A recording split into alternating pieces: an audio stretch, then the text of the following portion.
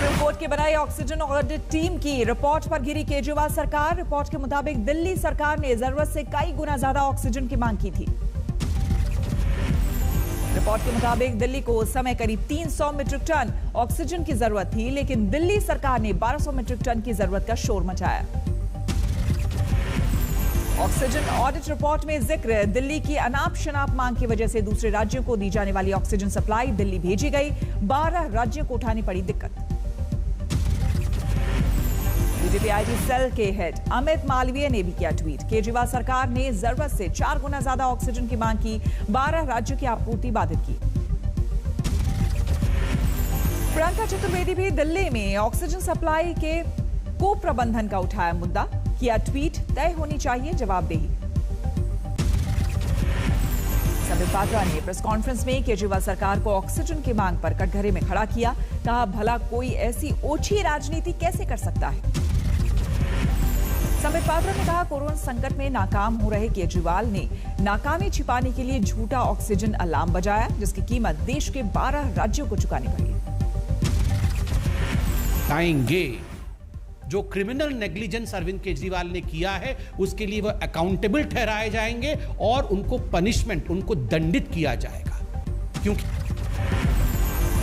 BJP का आरोप vaccine और राशन को लेकर भी सीएम केजरीवाल ऐसी ही राजनीति कर रहे हैं। संबित पात्रा ने उतारी केजरीवाल की नकल। कहा, हमेशा यही कहते हैं, हमारे पास नहीं है जी। केंद्रीय मंत्री मुख्तार अब्बास नकवी का आरोप, केजरीवाल सरकार ने संकट के समय में किया बहुत बड़ा पाप। मोदी सरकार के खिलाफ राजनीतिक पाखंड के लिए 12 राज्यों को खतरे में डाला। देश में तेजी से फैल रहे कोरोना के डेल्टा प्लस वेरिएंट ने बढ़ाई स्वास्थ्य मंत्रालय की चिंता। अब तक मिले 40 से ज्यादा मरीज। महाराष्ट्र में कोरोना के डेल्टा प्लस वेरिएंट के सबसे ज्यादा मामले। रत्नागिरी में मिले 9 नए मरीज। महाराष्ट्र में फिर चढ़ने लगा कोरोना का ग्राफ। 24 घंटे में 9,844 नए केस, 197 की मौत। मध्य प्रदेश में भी डेल्टा प्लस वेरिएंट से दहशत। 5 मरीज में से 1 की मौत। पंजाब में भी कोरोना के डेल्टा प्लस वेरिएंट ने पसारा पैर। अब तक देश के 6 राज्यों में डेल्टा प्लस के दस्तक की दहशत। देश में फिर बढ़ने लगा कोरोना संकट। आज भी 24 घंटे में 50,000 से ज्यादा नए कोरोना केस सामने आए। देश में कोरोना से पिछले 24 घंटे में 1,329 लोगों की गई जान। देश में अभी 6,12,000 से ज्यादा कोरोना एक्टिव केस। देश में तेज गति से जारी है वैक्सीनेशन। पिछले 24 घंटे में 7,73,000 लोगों का टीकाकरण। देश में अब तक 30,79,00,000 लोगों का हुआ टीकाकरण। कोरोना की तीसरी लहर की आशंका के बीच वैक्सीनेशन मिशन को दी गई गति। कोरोना की तीसरी लहर के मद्देनजर राहुल गांधी ने किया ट्वीट। पूछा, मोदी सरकार के पास इसके नियंत्रण का क्या है प्लान।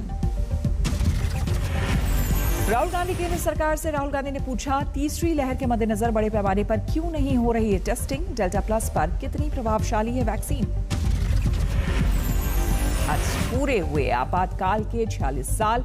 पीएम मोदी ने किया ट्वीट। कांग्रेस ने किस तरह लोकतांत्रिक मूल्यों को कुचला था, इस काले अध्याय को भूला नहीं जा सकता। गृहमंत्री अमित शाह ने किया ट्वीट। एक परिवार के विरोध में उठने वाले स्वरों को कुचलने के लिए थोपा गया आपातकाल। यह आजाद भारत के इतिहास का एक काला अध्याय है। अभिनेत्री कंगना रनौत इमरजेंसी फिल्म के मेकअप की तस्वीर पोस्ट की। कंगना खुद कर रही हैं इस फिल्म का निर्देशन।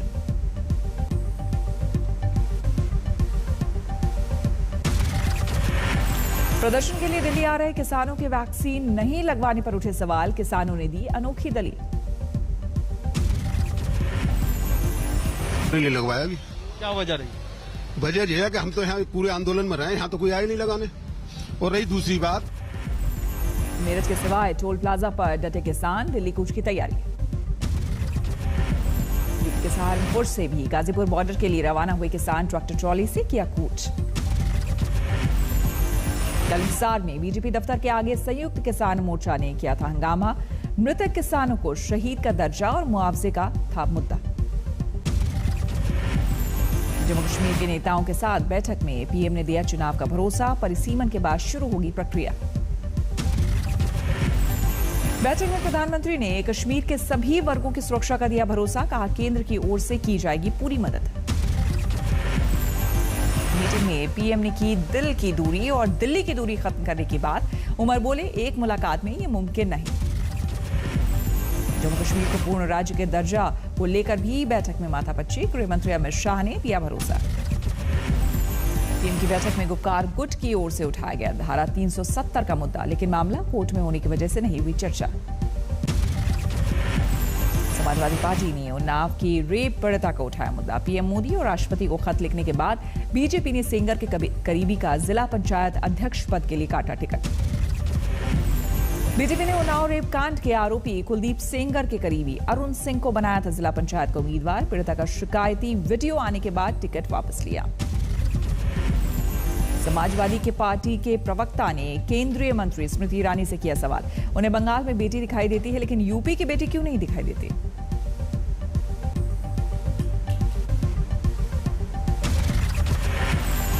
यूपी कांग्रेस अध्यक्ष अजय कुमार लल्लू ने भी उन्नाव रेप पीड़िता का उठाया मुद्दा।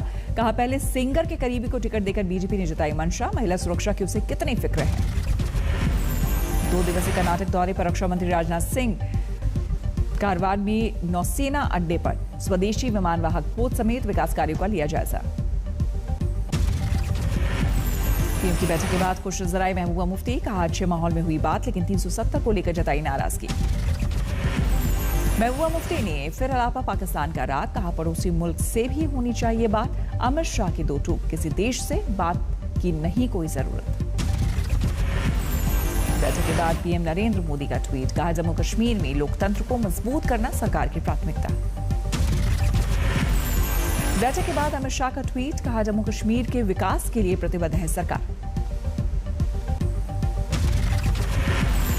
जम्मू में डोगरा फ्रंट के कार्यकर्ताओं का विरोध प्रदर्शन। महबूबा मुफ्ती के खिलाफ नारेबाजी। आज अयोध्या के विकास कार्यों की समीक्षा करेंगे पीएम। वीडियो कॉन्फ्रेंसिंग से सीएम योगी रखेंगे विकास का ब्लूप्रिंट। बंगाल में खेला होबे के बाद अब यूपी में खेला होई का नारा। कानपुर में समाजवादी पार्टी के होर्डिंग में अब यूपी में खेला होई की गूंज।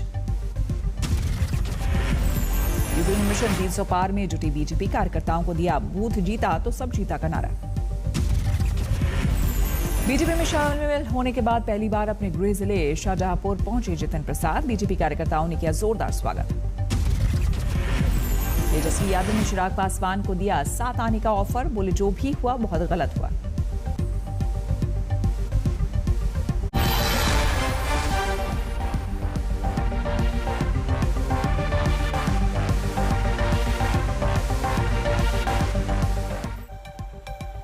नमस्कार, मैं हूं श्वेता झा और आप देख रहे हैं